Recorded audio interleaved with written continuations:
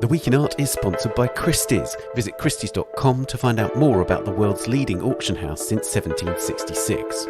Auction, private sales, online, art, anytime.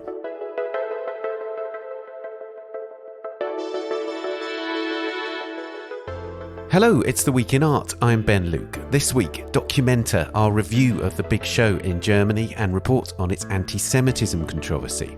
Plus, the copyright dispute about Andy Warhol's series of images of Prince and a Juan Muñoz drawing made in response to Joseph Conrad.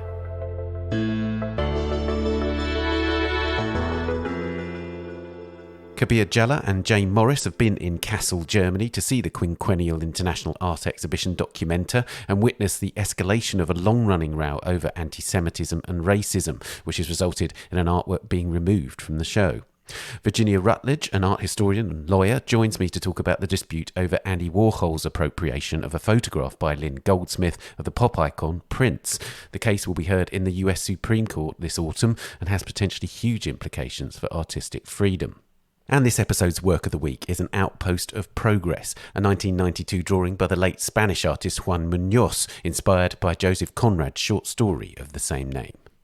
Before all that, why not try a digital subscription to the art newspaper? The price for the first 3 months is £1, $1 or €1, depending on where you live, and then it's £10, $10 or €10 per quarter afterwards. You get full access to the website and the app for iOS and Android, plus the e-paper archive of the newspaper and fair dailies. Go to theartnewspaper.com, click subscribe, and the promo code is TRIAL, all in capital letters. Do also subscribe to this podcast wherever you're listening now.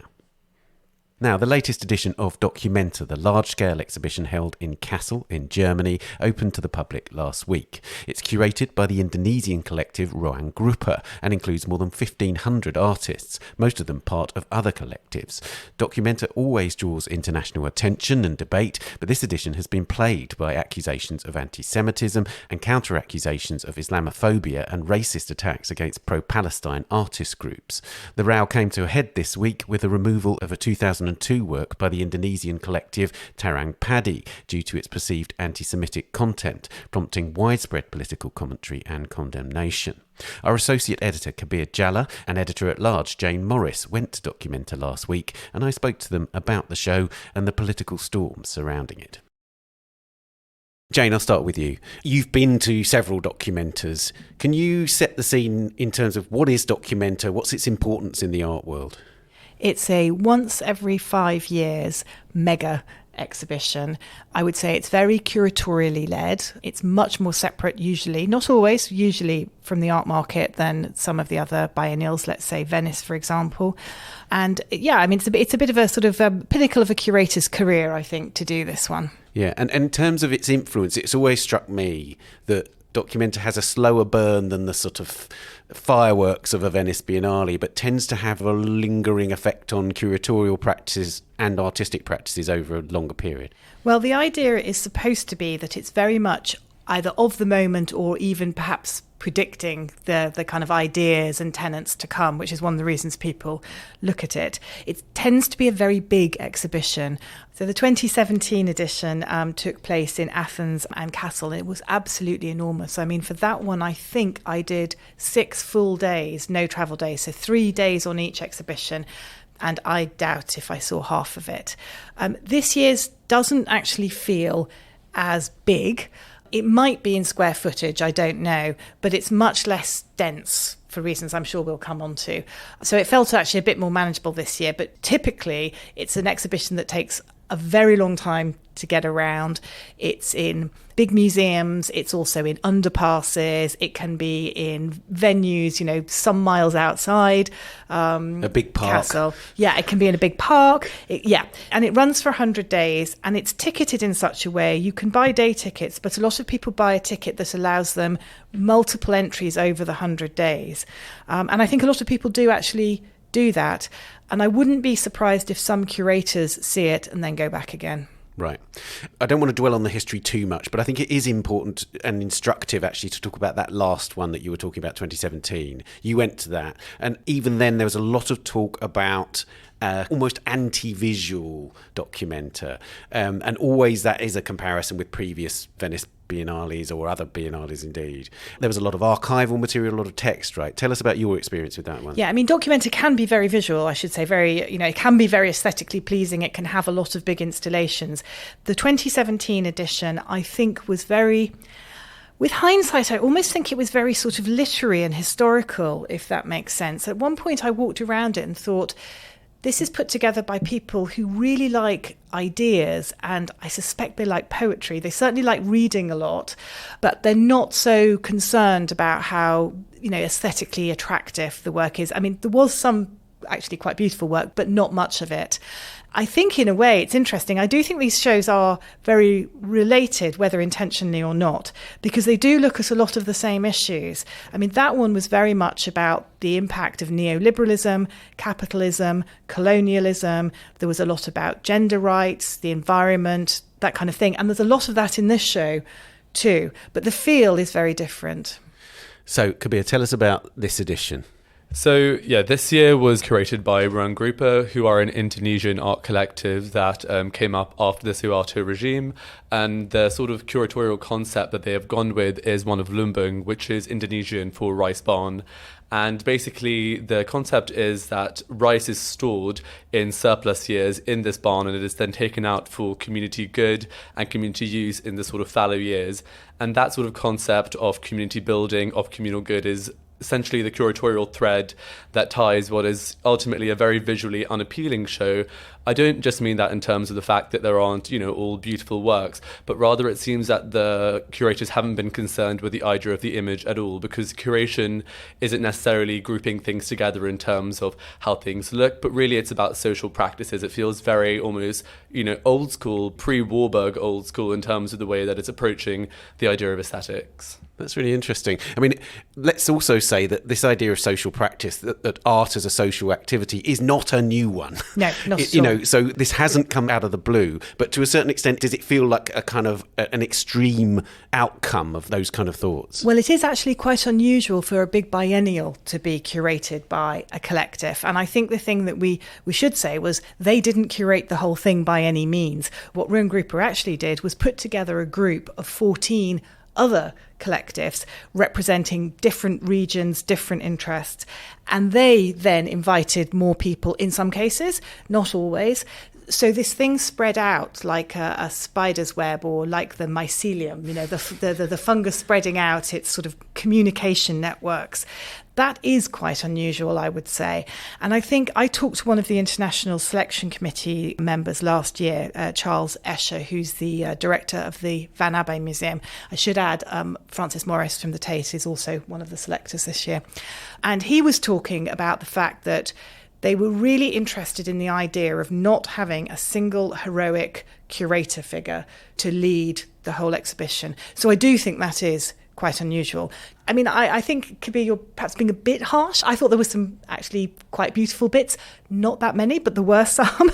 But I think that the sense here, I don't think I've ever seen it go quite as far as this. There were definite whiffs of the 70s and the 60s in many places around the Biennale. But, some people may say that's all to the good. Kabir, can you give us an example of the kind of typical experience? Of course, there were multiple different collectives and different artists involved, but can you give us a sort of flavour of the kind of thing that you might experience as you go around Documenta? So, I guess that's a bit of a difficult question, because as Jane said, there were some truly, truly beautiful works that you encountered, but I guess the most Documenta 15 area is this place called the Hubner Areal, which is in Kassel's Industrial East, which has been activated for the first time in Documenta 15. It is a vast, vast former factory building. About half of the ground floor, which is absolutely enormous, is just basically a living room in which there are sofas and armchairs scattered around with, TVs in which you are sort of, I guess, watching some collective practices.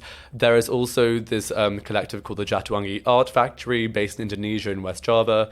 And a lot of their practice is based around clay. They are housed in a former clay tile factory in Indonesia.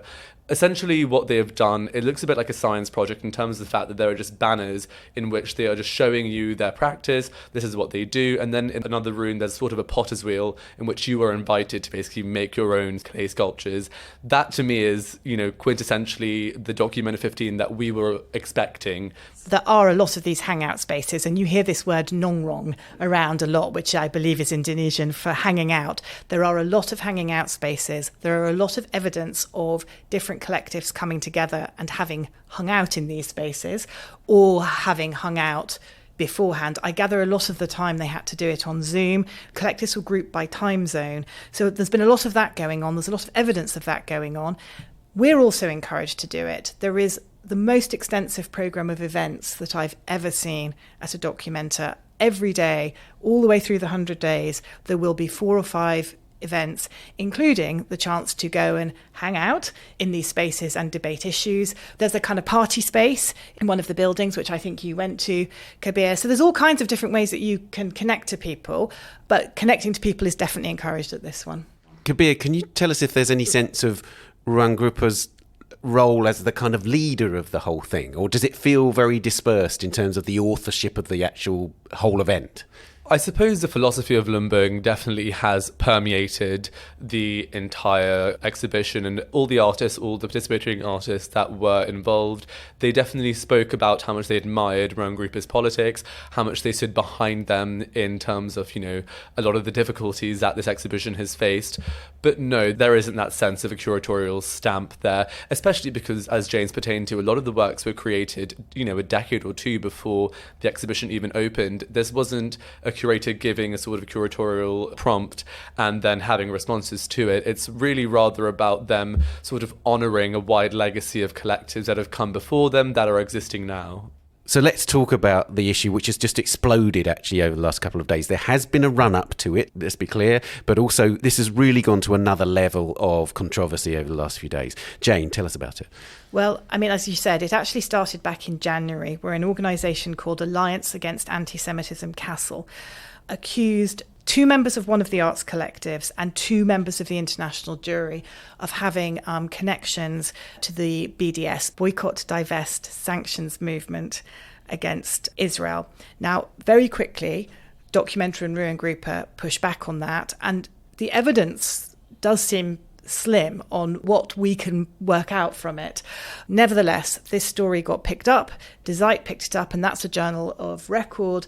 And so there's been this kind of running thing that this Documenta is quite pro-Palestinian, and I think that has really sensitised particularly the German press. Should say the coverage outside Germany has been varied, actually, and there are people in the art world who feel that this is actually a form of racism against Ruang Grupa, and that it's a lack of understanding of the position that many of the artists and collectives from the global south come from. Yeah, and this all kind of came to a flashpoint last month when the premises of Question of Funding, which is a Palestinian artist group who were one of the people accused of supporting BDS, their exhibition premises were vandalised. They had a brick thrown through the window, and then spray painted were the words 187, which Ruang Grupa and the Documenta artistic team took to mean, in the Californian Penal Code, basically is a code for murder.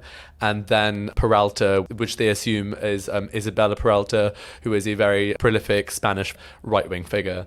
And so that was really the first point at which things became very serious for the safety of the exhibiting artists. There were numerous sort of workshops and groups in which artists sort of got together and thought about how they could protect themselves. A very large part of the conversation was also how not to replicate the police state, because obviously a lot of these artists are very anti-police, and yet they are now requiring Kassel to provide extra police, and there was increased security all throughout the exhibition. You noticed it at the late night events. There was a huge amount of bag searching, police with guns and everything were present. And I was a bit mystified when I read about this on, how had somebody got in? But actually, when I saw the venue is quite a sort of tumbled down, rough industrial space. So I could see that actually you probably wouldn't have to be that sophisticated to be able to break in. So that's the background to the kind of events which have happened this week. Kabir, tell us what's happened this week. So this week, a 60-foot banner work by an Indonesian collective called Terang Padi, who are widely seen as sort of precursors to Ruang Grupa because they came up before the Suharto regime, or rather during it, and Ruang Grupa came up after, has been accused of containing anti-Semitic imagery. It was first reported in Monopol, which I should mention are a magazine that were until now one of the few in Germany German-speaking publications that were actually very pro-Documenta and pro-Brandgruppe, and they have come out basically saying that parts of the banner are anti-Semitic. They basically contain what people are perceiving to be a caricature of a Jew and also anti-Mossad imagery. And then the German culture minister, Claudia Roth, has also come out saying that this is explicitly anti-Semitic. Previously, Claudia Roth also was quite pro-Documenta and came out in defense of artistic license. So you're seeing a lot of the sort of pro-Documenta camp now also turning onto the other side, which really means that this argument is sort of losing ground. Jane, can you give us a sense of the scale of this banner? Because that's important, isn't it? You know, Monopol have done some quite good investigative work here because they've actually spent a lot of time looking at it and found these figures effectively. I saw the banner. I think Kabir saw the banner. We didn't see the problem areas. The banner's absolutely massive. But there's also masses and masses and masses of placards on sticks all around it. They've also gone to the Hallenbad Ost, and again, the whole thing is covered with banners and placards that you can carry. And their aesthetic is very sort of satirical and crude and a bit cruel and a bit funny and a bit childish. Humour was supposed to be part of this Documenta, and in fact there are some sort of more light-hearted areas than you would imagine given what we've said about colonialism and the like. So you tended just to see it as this big mass of stuff, and the most visible characters in it, I would say, looked as if they were supposed to be representing the Suharto dictatorship. So I think most people looking at it thought it was about the Suharto dictatorship, but also their whole thing was that they wanted everyone who was oppressed everywhere to join together. Now, obviously, this has turned out to be a big problem. The work was made in 2002. It was shown in Australia. Nobody seemed to notice anything in 2002. But people are obviously looking much more closely now, particularly in the light of the earlier debates. So first it was covered up, and now I believe it's been taken away. Yes, the entire thing has now been taken down, and there were large protests yesterday in which people were actually holding up parts of the artwork as placards in protest against the censorship. Right. So people have been protesting in favour of the artists. Yes, that's what absolutely. you're saying. I think one of the problems we've got here is that in all the cases, I do think Documenta has been a bit slow to come up with a position and talk to the media.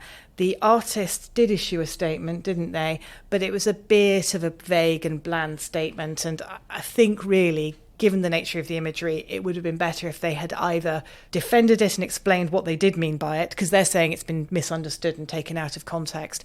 Either they need to explain what they did mean by it, or they need to just basically apologise straight away. I mean, I think that, you know, just purely based on the images that are in the press, I've not seen it, I've not been to Documenta, I've looked at an image and it does look like a Hasidic Jew with an SS insignia, and so consistent with anti-Jewish caricatures from right across history.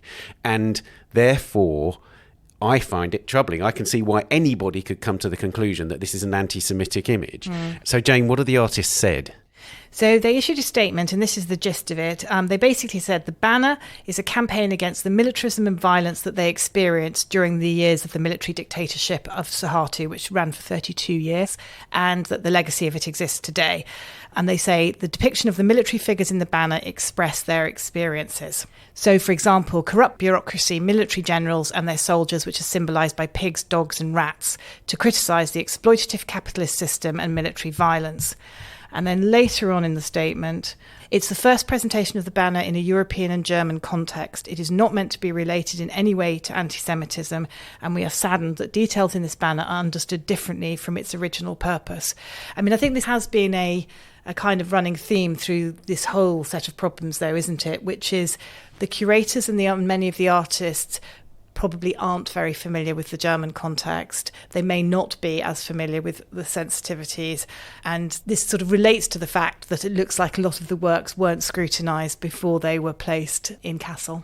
And that's one of the most important aspects, isn't it, Kabir? Because it seems to me that the people that run Documenta, not Brandgruppe, but the people at the top of the organisation that is Documenta, have not seemed to have any oversight over it. That's absolutely correct. I think the most telling statement, more telling than Tarang Paddy's, was the first statement that Documenta's Director General, Sabine Schurman, put out on Monday before her sort of more carefully worded statement today, which was basically entirely distancing Documenta from this work and saying we had no authority, quality, over, its placement, over what it says.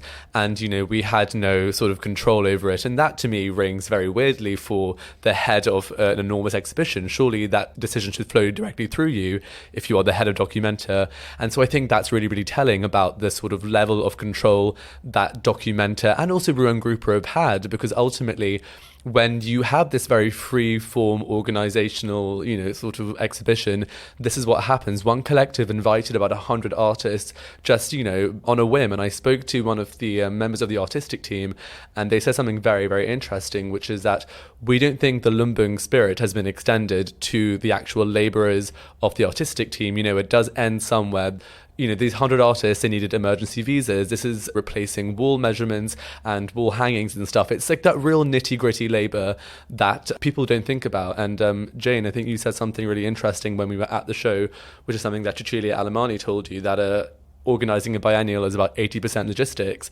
And this is what, artists, dare I say, don't often think about when they decide to invite 100 other artists to an exhibition. I mean, Jane, that is really crucial, isn't it? Because if you're going to mess with the form of a big biennale, to take it into new areas, to involve collectives, to reflect a big shift in artistic practice to a certain degree, it does come with all sorts of other aspects that make it a very complex process, actually. Yeah, I mean, I think people would have probably expected more that, things weren't finished. And in fact, there was a degree of that. There were installations not finished and the like. I mean, in general, I was quite impressed by how much they had got done.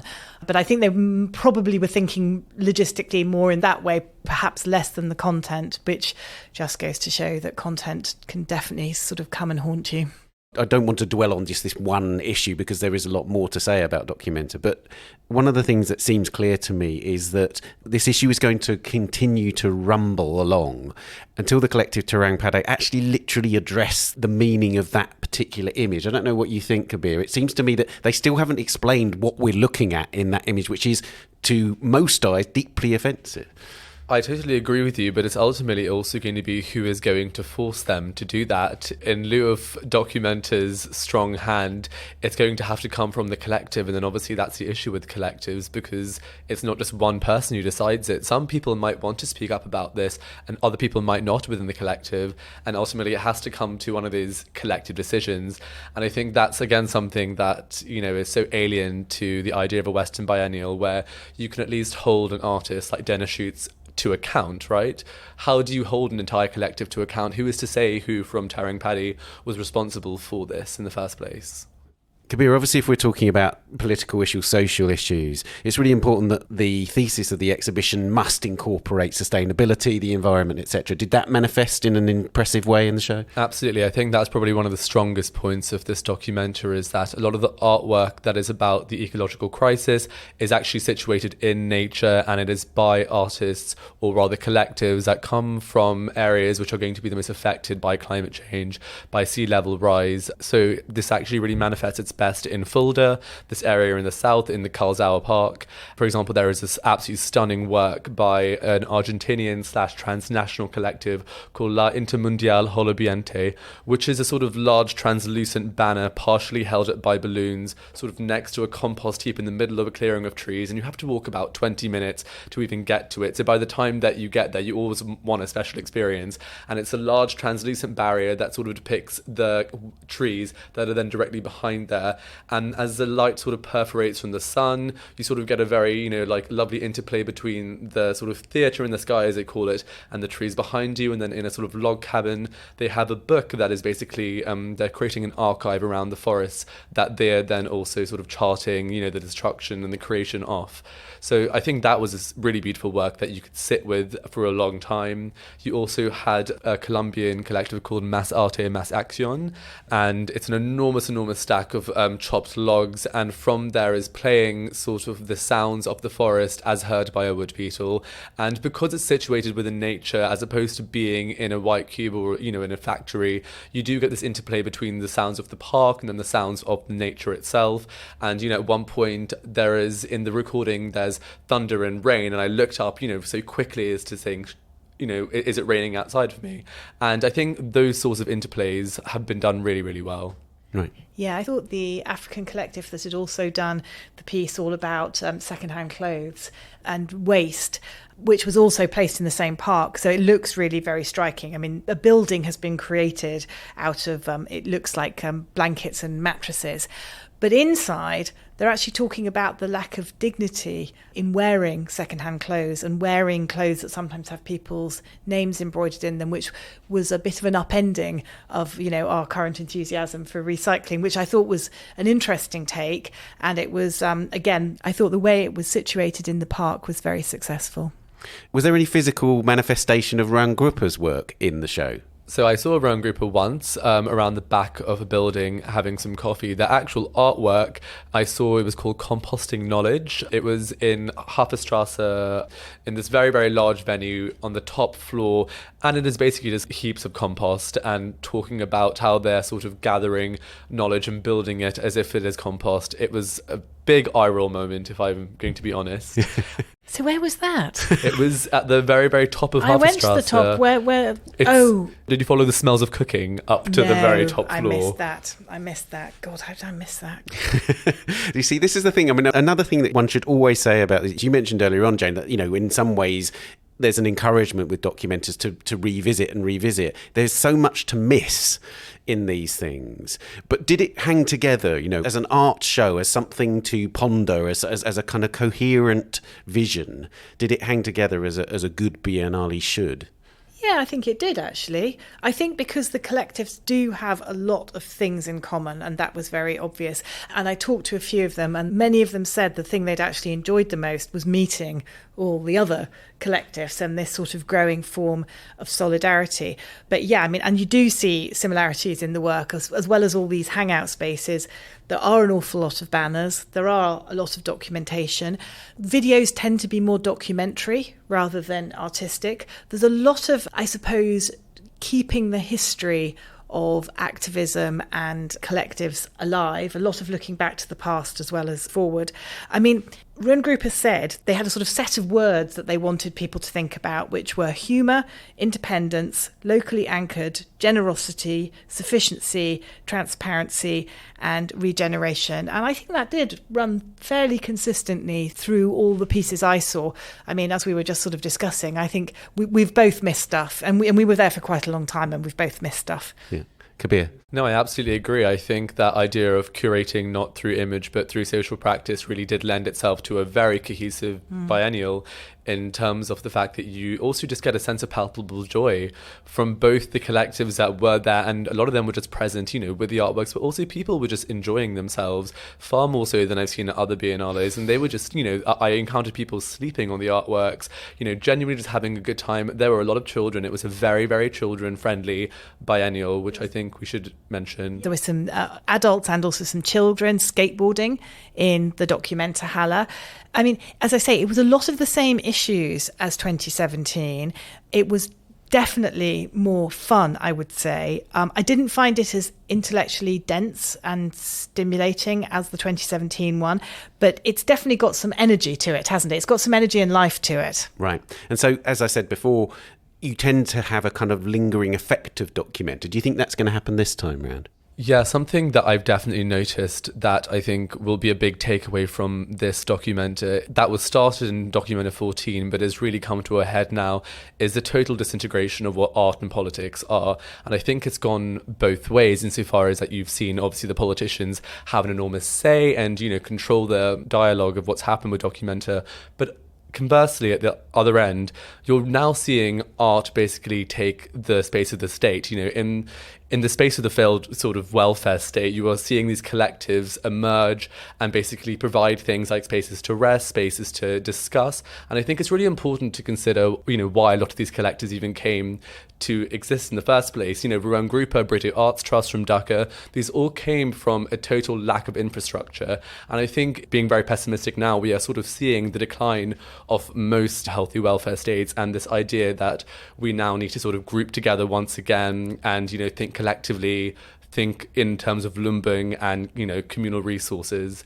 And so that question of where does art and social practice differ, it's getting more and more murky by the day. Right, that's really interesting. I'm interested also in, you talking about the idea of art replacing the state. Inevitably, because of what's happened over the past few days, this enormous political storm, one wonders what state intervention in Documenta will be from now on. Jane, I'm conscious that there's a sense in which the politicians seem to be sort of slapping their fists down and saying, no more. Documenta's had a pretty free rein to do what it wanted to do. It's been an extraordinary space for liberal discussion, for free speech.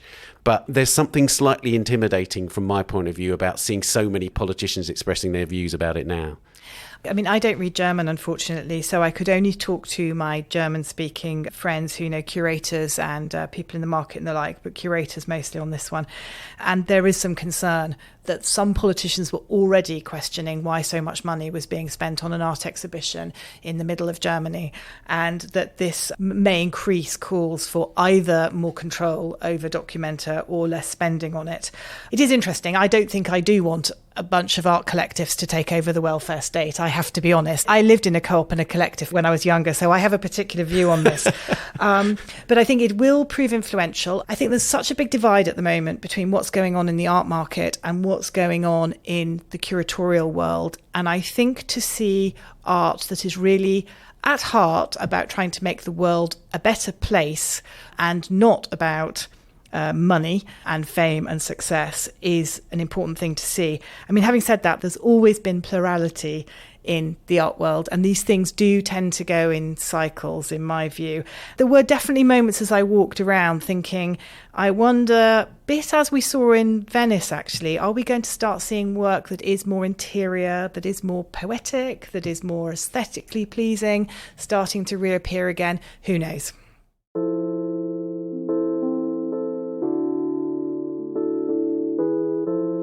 It's always very fascinating. Kabir and Jane, thank you very much for joining us. Thank you. Thank you.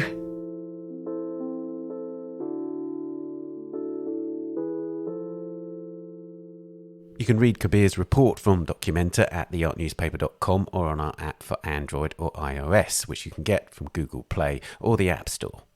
Coming up, we hear about a landmark copyright case involving Warhol's depictions of Prince, and we discuss Juan Muñoz's drawings responding to Joseph Conrad. But first, here's this week's news bulletin. London's National Gallery is to mark the anniversary of its establishment in 1824 with a blockbuster exhibition on Van Gogh.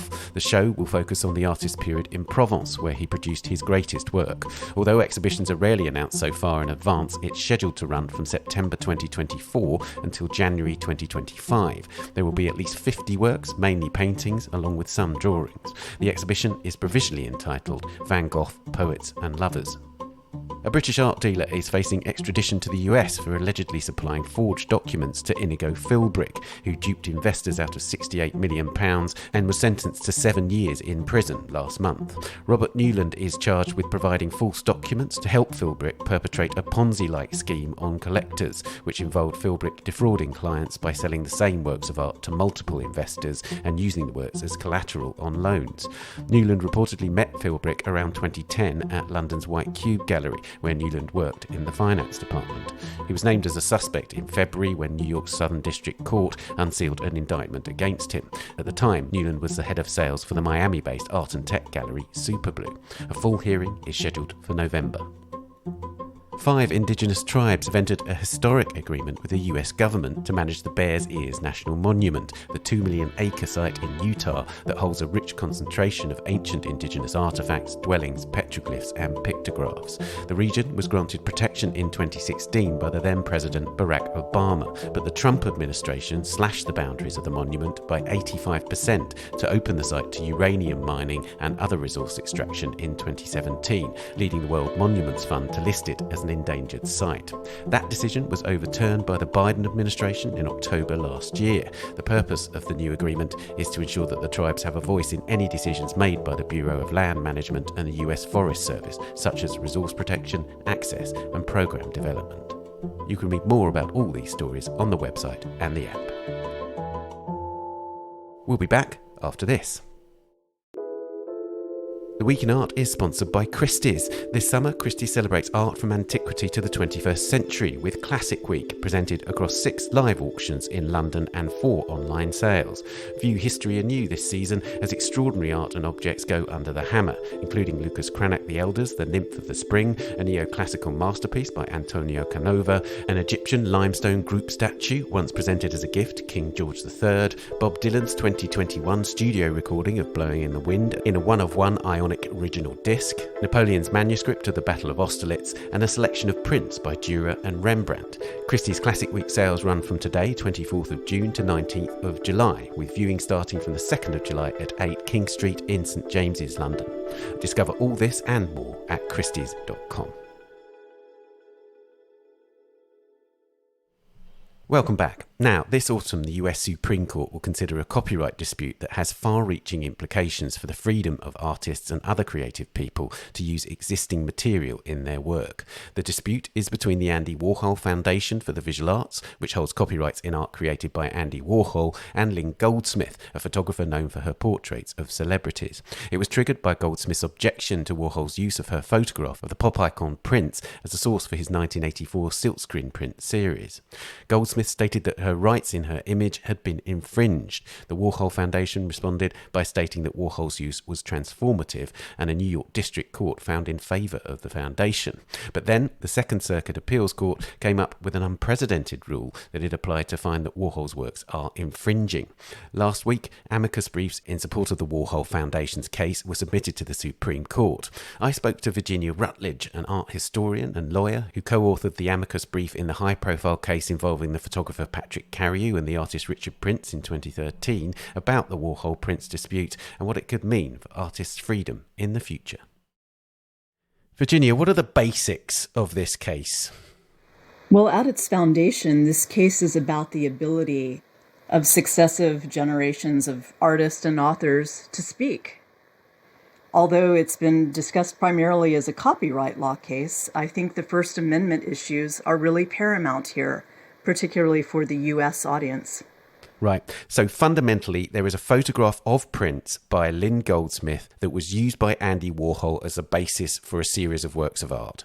And that is, in most cases, a fairly straightforward example of the kind of ways that artists have used photography, and up until now, legally has been reasonably straightforward. Is that right? I think so, yes. Lynn Goldsmith's photograph, which was a black and white portrait of the rock star Prince, now lamentably gone, is an example of the kind of excellent work that finds its way out into the culture and then should be available under U.S. law for other artists to rework and reuse for their own new artworks. Right. But what's different then about this case? What's happened? I mean, one place to start is to notice how long this case has been going on.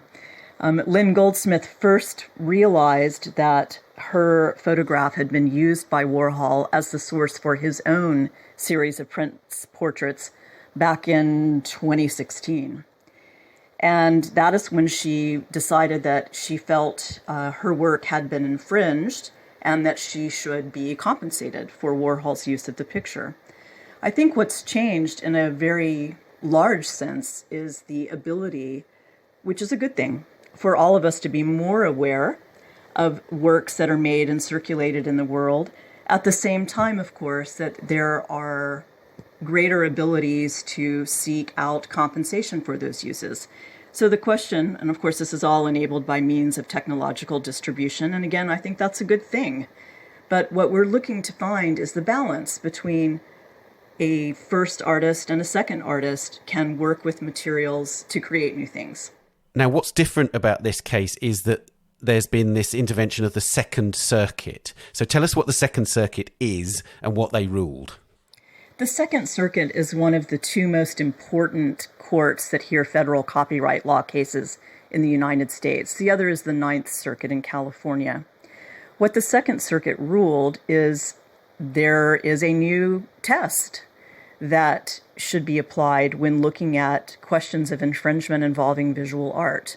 The Second Circuit suggested that it was not enough to see a new meaning or message, which is the standard set by the Supreme Court in 1994, but that instead, when there were two works, when a follow-on work looks too much like a previous work, in other words, when you can recognize the source material in some way, then the work is infringing.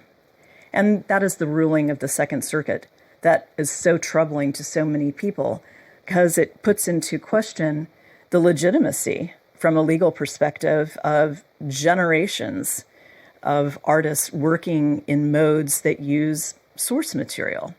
And when you look at the history of not just Western art, but a history of any art that includes popular culture, popular media, you can see the problems right away. Absolutely. Can you say how settled the law was on this question? I mean, we've heard a lot about settled law in relation to Roe v. Wade recently, of course. How settled was the law in relation to this question? On the one hand, the copyright law itself is codified, it's set in statute, but its application is settled through the interpretation of case law in many instances. And here, while there have been a number of cases involving appropriative strategies in modern and contemporary art, the most recent and arguably the most important of these was left settled only by private agreement as to the final question. And I'm referring to the case Carrier v. Prince in 2013, which ended, some would say, with a very open question as to whether Richard Prince's use of Patrick Carrier's photograph was a fair use across the series that he made. So the position of this case is extremely important within the visual arts context, but more broadly, because the copyright law really is written for all forms of creative expression. That's why, in part, the Warhol Foundation was successful petitioning the Supreme Court to hear this case, because at the moment, we have two conflicting, very important circuit courts in the United States holding forth different rules for deciding when a follow-on work is infringing, the Second Circuit and the Ninth Circuit. What seems interesting to me is that the Second Circuit agreed that the use had been transformative in that it was recognisably a different image, but again, from a non-legal perspective, from somebody who isn't involved in hearing these cases, it seems like the Second Circuit effectively washed its hands of making a decision here. Is that a correct assumption, or is that rather too simplistic?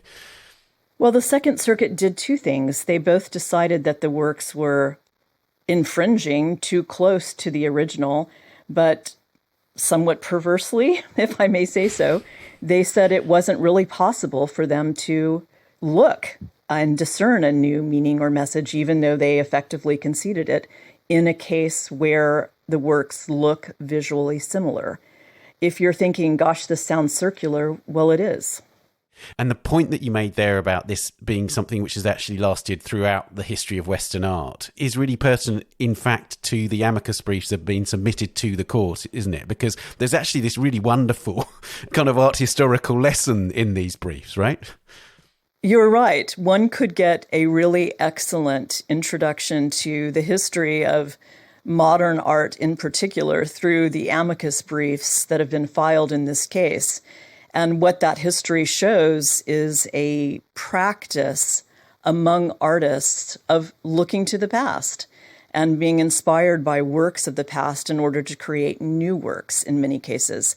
Just think, for example, of the very well-known Manet painting, Déjeuner sur l'herbe. Well, it turns out that there is a very long pedigree, if you will, of numerous images that use that same motif. That long understood tradition of artistic borrowing and quoting and homage is actually part of the problem, I think, that we are seeing here. We are uncertain, many of us, where to place credit in a situation where a visual artwork looks so much like the previous one. And of course, that's the point of some, but not all of this work, to question the very nature of how it comes to be that we assign value to works and statements, and how things can mean differently at different moments in time. And our ability to be able to express those new meanings and our ability to stand up and say that we are part of a community that can see those new meanings is really at the heart of this current case. Absolutely. And you made the point about value there. And it seems to me that's a really massive thing here, because one of the things that seems to be recurrent in this field is that you might have a photographic image, which was taken perhaps as a commercial image, and then you have an artist who's using it, and they're part of this massive bubble of huge prices being widely reported. And the source photographer sees this and thinks, well, why aren't I a part of that? Is that fair? I don't think that's coincidental at all. I think we can look to past decades and see that for quite a time, please see the air quotes here, fine art market was held apart from the photography market. And where there is overlap now and a greater understanding that there is no hierarchy between photography and other art forms that's recognized by the law or really recognized by our museums, the supposed arbiters and certainly the stewards of what we value as visual culture in an art context. I think it's a red herring to make this case be about whether photography is lesser than a screen print, such as Warhol's. That's not a pertinent question.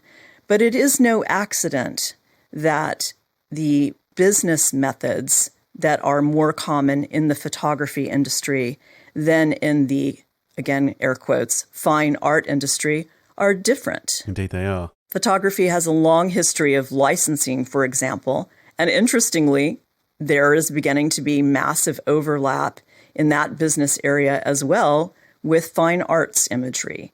Andy Warhol Foundation being one of the premier examples of how to do licensing well. I'm interested in the role of the amicus briefs because, again, people listening to this may not know what they are. But as we said, there's very detailed art historical stuff in here. There's all sorts of very detailed arguments about copyright law, the history of copyright law, and so on. What effect do these have? And what sort of material do you need in an amicus brief to really hit home, as it were? Well, amicus briefs are intended to aid the court by putting forth perspectives and the interests of other parties who might not be part of the litigation, but who would be affected by the outcome of any decision. So it's significant that in addition to briefs from copyright law professors and art law professors, we also have briefs from art museums, art foundations, the American Art Museum Directors Association, the College Art Association, and I think most significantly, the participation of artists themselves who understand that if this case ends with a rejection of previous Supreme Court precedent regarding fair use, art studios, art universities, the entire current course of contemporary art will be changed. Can you say in what ways it will be changed? Do you think, for instance, there would be retrospective action taken by certain people? Will it just plunge it into a kind of legal mire? Or are you just talking about the very fact of considering the world of imagery, as it were, as an open source for artists? I think all of the above. I mean, we will very quickly see that there will be concern about whether works that use appropriative strategies can be safely exhibited in our museums. This will certainly have an impact on the marketplace that will go far beyond the borders of the United States. It could even impact the ability of educational institutions to show works that previously were considered significant to understanding what's happening in art history and the subjects that current art takes on. And I think it's a sea change, and not in a good way, for the way that creatives think. As a practical matter, all of us see and take in so much information on a daily basis. To start to think about the creative process from the point of view of a blank slate that then might need to be filled with licensed materials, I think is not intuitively something a creative person expects. And it's certainly not the way that the very long history of visual culture and other culture in our modern world has been made. And again, those artistic urges, they cross generations and centuries, going back in time to work with previous material. That's right. I wanted to ask you, because you were involved in writing amicus briefs for the Carew Richard Prince case. Can you say something about what happened in that case? Because it is significant, isn't it, that it was settled out of court, and one might have expected that to happen again in this instance. Yes, it's been a little less than a decade since that case ended with a settlement between the parties.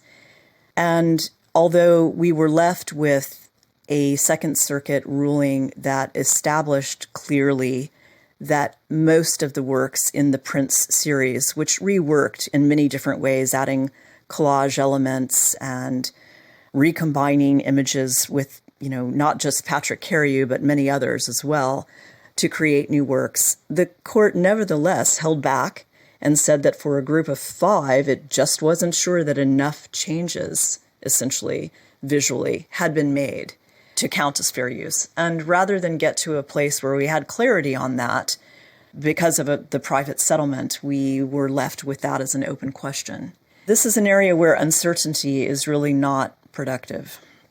And it makes me think about the very many instances that I've known of this in my sort of art historical lifetime, and things like there was an instance where Glenn Brown, the painter, made an image which was based on an image by a sci-fi illustrator.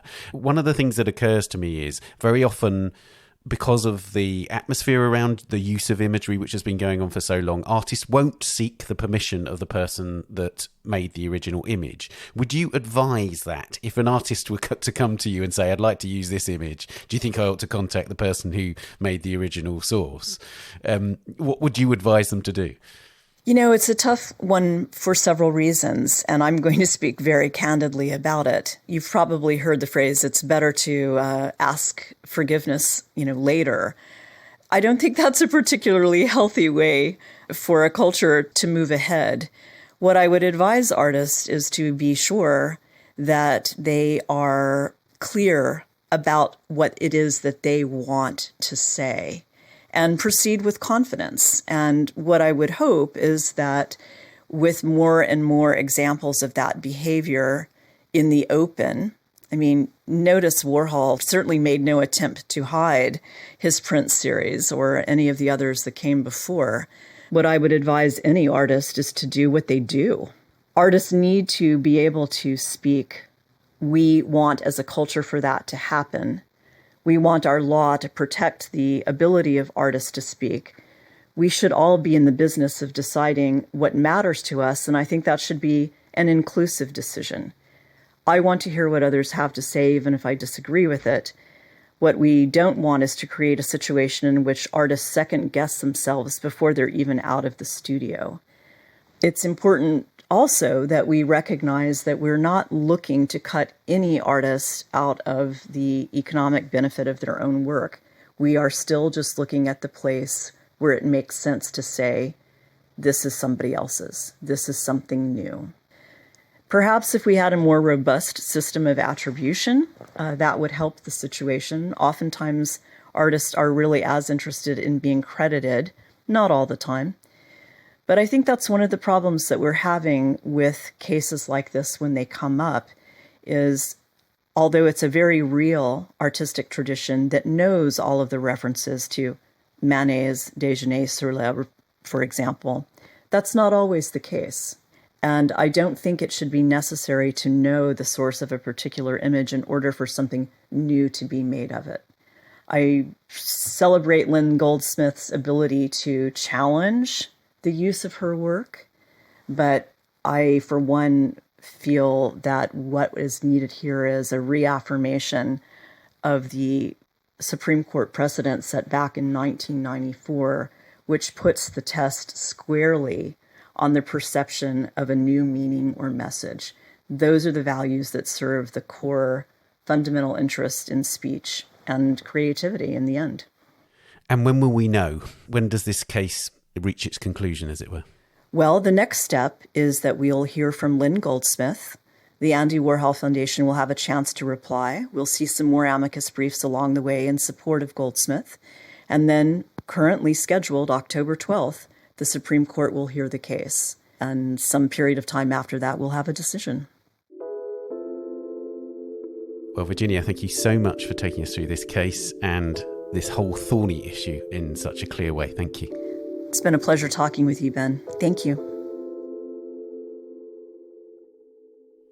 You can read Virginia Rutledge's article on the Warhol-Prince case on the website or the app. And finally, it's time for the work of the week. This weekend, the Centro Bulletin in Santander, Spain, opens Juan Muñoz Drawings 1982 to 2000, an exhibition of 200 works reflecting this important aspect of the late Spanish artist's practice. Among the works is An Outpost of Progress, a 1992 drawing inspired by Joseph Conrad's short story that was a precursor to his best-known novel, The Heart of Darkness. I spoke to Dieter Schwarz, the curator of the exhibition, about the work. Dieter, the drawing that we're going to talk about was made in 1992. At what stage in his career was Juan Muñoz at that time? He had become a mature artist. He had started in the early 80s and had got himself very well known internationally already in the early 90s.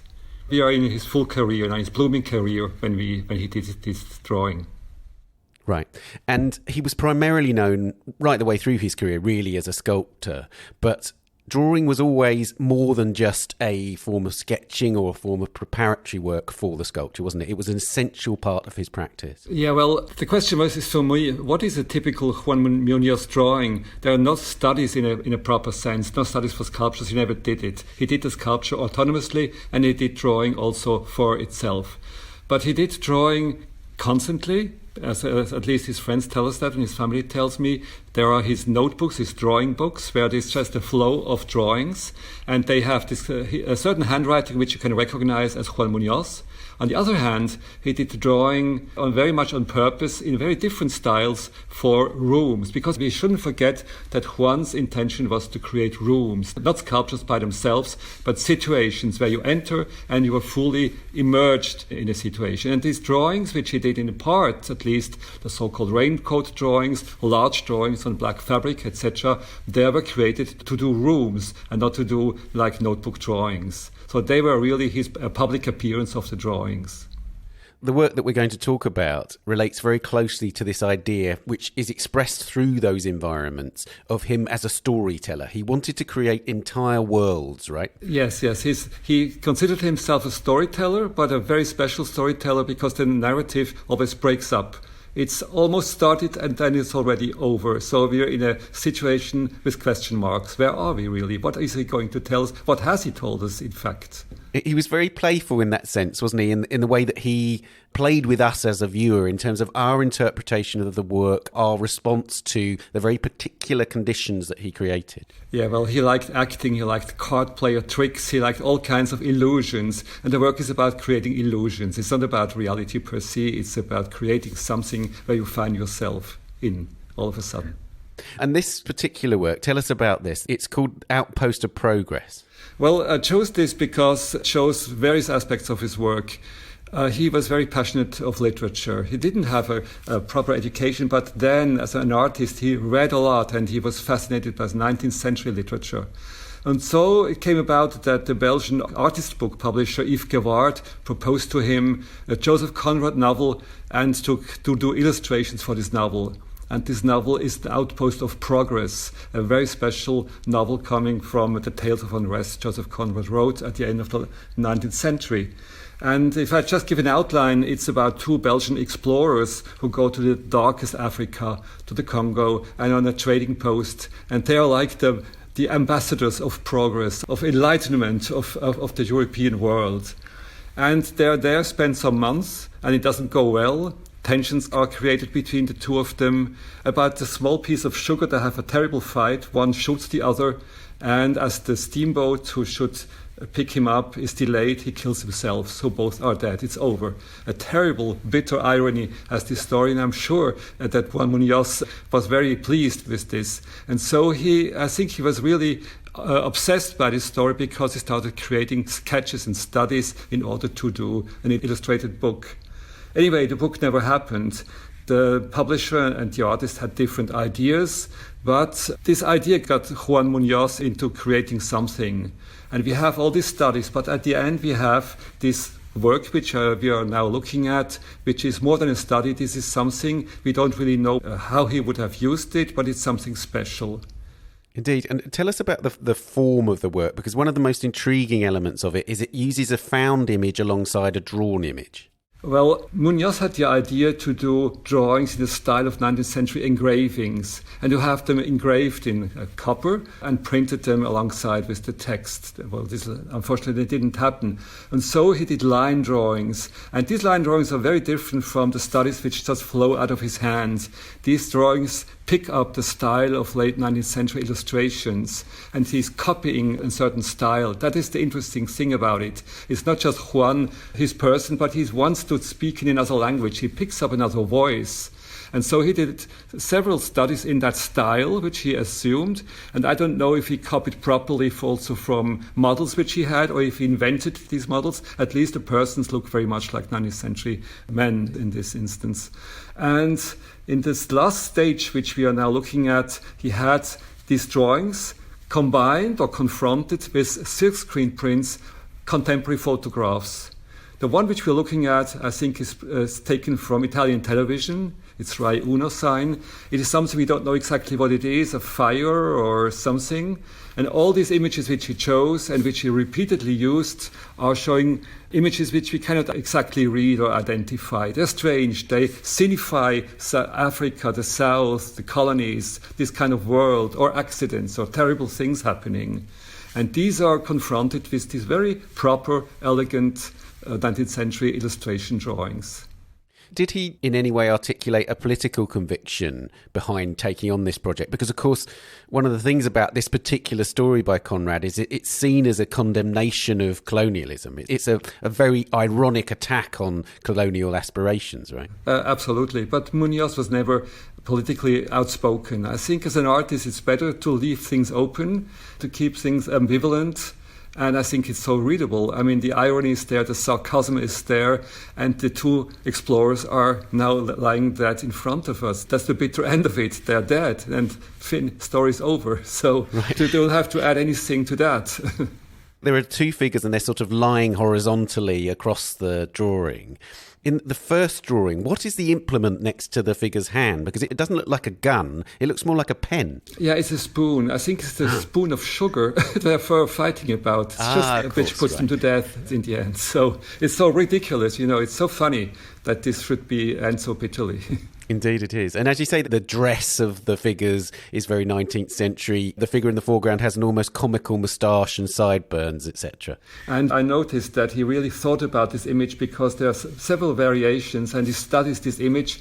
If it's a found image, I don't know, but he repeats it, and he tries to find a real strong articulation of this, and that's what he wants to do, to see as an iconic image in the end. And will you be showing this alongside the other drawings from this sequence? We have 10 of this type of drawing, 10. And it's not a complete narration of the Conrad story. It's just 10 scenes of it. Maybe he would have added more. He left the project at some point and got on to other projects. But we've got 10, and this is wonderful to see them all together. For a long time, they haven't been out. Does this stand in Juan Muñoz's practice as a very distinctive group, or does it lead to other things, or does it emerge from other things? Because it seems to me very unique in its own way. It is unique, but then we have in this exhibition 2 more groups of that type of the late 90s, and it shows that Muñoz loved to work in series because he loved to pick up a subject which moved him, which really he was obsessed by, and he repeated it on and on and on. And so this is one example, and we have 2 more examples towards the end of his life. I wondered also about Goya, and of course Goya, for any Spanish artist, especially an artist with the dark imagination of Juan Muñoz, is going to loom large. To what extent did Juan directly refer to him or address his work in some way? He did not directly refer to him nor to another artist. I think it's just in his mind. I think Goya is just, as you say, he looms large for Spanish artists. And the cruelty and the sarcasm of these drawings has a similar spirit, but they're far from the style of Goya, far from really referring directly to him. Maybe it was important not to be too direct as a Spanish artist, with this great forerunner. Indeed. And you say he had a particular affinity or a particular interest in the 19th century literature. What do you think it was that attracted him the most to that? Because it's not necessarily an obvious thing. There are literary traditions in Spain and in Europe more generally that might have been more obvious to us, because we knew he was really fascinated, for instance, by Baroque architecture. So why not Baroque literature, etc.? So do you have an explanation for the 19th century? Who's reading Baroque literature? But I think our world is so much formed by the 19th century and 20th century art and literature as well.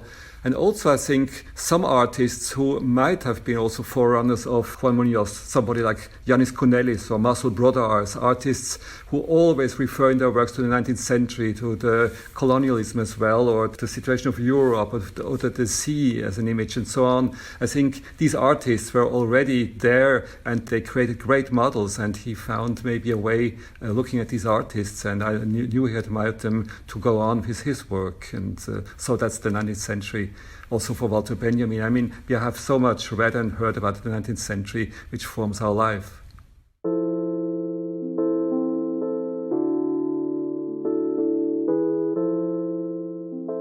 Well, thank you, Dieter, for telling us about this extraordinary drawing. Thank you, Ben, for inviting me. Thank you.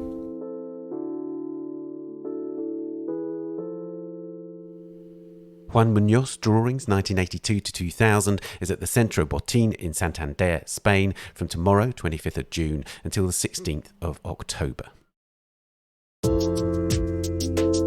And that's it for this episode. We're on Twitter @TanAudio and on Facebook and Instagram, of course. The Week in Art is produced by Amy Dawson, Henrietta Bentel and David Clack, and David also does the editing and sound design. Thanks also to Daniela Hathaway and to our guests, Kabir and Jane, Virginia and Dieter.